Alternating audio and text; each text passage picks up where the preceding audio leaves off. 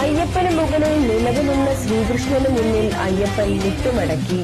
താഴെ വീണത് മാത്രമല്ലേ കണ്ടുള്ളൂ, അത് കഴിഞ്ഞിട്ടുള്ള കണ്ടില്ലല്ലോ.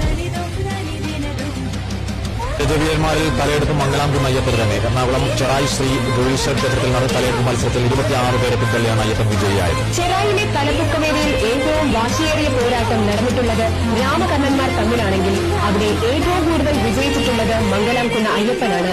രാമനും കർണനും കണ്ടംപുള്ളി ബാലനാരായണനും പട്ടത്ത് ശ്രീകൃഷ്ണനുമെല്ലാം അരങ്ങുവാണ മണ്ണിലേക്ക് 2009 മംഗലാംകുന്ന് ചെട്ടിയാരുടെ തുറുപ്പുചീട്ടായ അയ്യപ്പൻ വടക്കേ ചെറുവാരത്തിനു വേണ്ടി മത്സരിക്കാനിറങ്ങി. ചോട്ടൻ കർണനെ പോലെ ഒറ്റമുള്ളതല്ലെങ്കിലും ഏത് കൊമ്പനെയും വിറപ്പിക്കാനുള്ള നിലവ് എന്ന ആയുധം അയ്യപ്പനുമുണ്ടായിരുന്നു.